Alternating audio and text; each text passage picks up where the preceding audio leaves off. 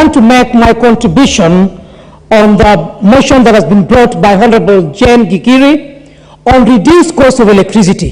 I think there is no shortcut about this. This is quite critical. This is quite urgent. This is quite clear that it needs to be looked into with all stakeholders who are in this field, beginning with the Managing Director of Kenya Power. And I want to call upon strongly the committee which deals with energy to call upon all of them who are involved in this so that the country Kenya is brought to the right cost of living. I want to say that normally when you are in Parliament, first of all, the contributors whom I've listened to have talked about industrialization in regard to the effect or the impact that the cost of increased electricity has in production.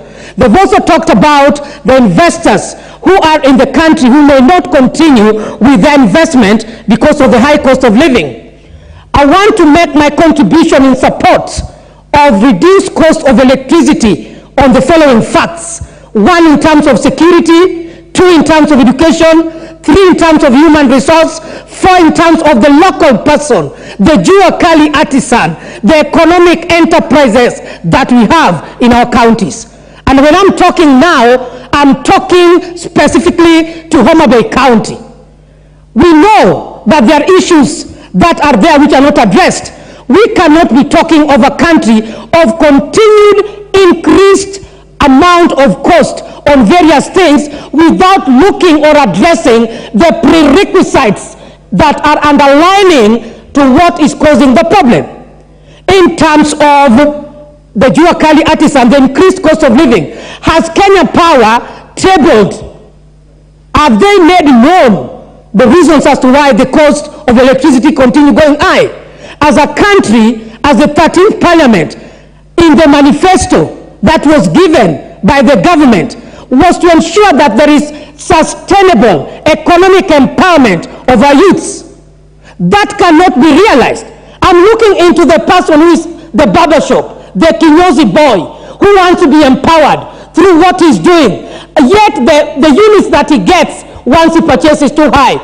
Are we going to realize what we are talking about, youth empowerment? It is crazy. I look into the fishing industry. The people who are able to afford the big trucks and they bring the ice in coolers, we are able to produce this at our local areas. And so the cost of electricity must go down. I'm looking into the education sector, where we are talking about competency-based curriculum. The children here in gallery, not all of them are equal to those in the rural areas. There are some areas we are talking of going digital. We are talking of a digitalized economy, ICT. How are you going to realize this? The Education Committee equally should investigate and know what is the cost of electricity that the schools, primaries and secondary schools are meeting. Is it affordable? Is it sustainable? These are questions to ask. I'm talking about in terms of security. If we do not have adequate electricity across the country, whether we have the guns, whether we have the tear gas, when the electricity is not there for operation, this cannot work. I'm talking about motivation of the human resource employed under the Kenya Power. It will take days for you to reach Kenya Power so that there are connections. Why do we talk of increased costs while the jobs that are supposed to do are not well managed? I'm saying the management of Kenya Power should up their game. If there's a problem with the transformer, does it mean that they don't have field officers to establish before we report to them?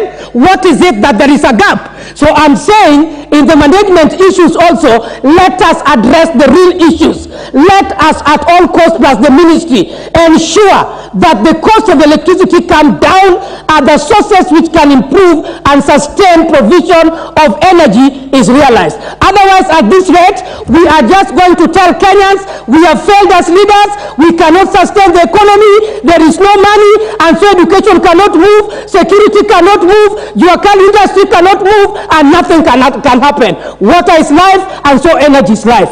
Thank you, Madam Speaker. The Honorable Owen Baye.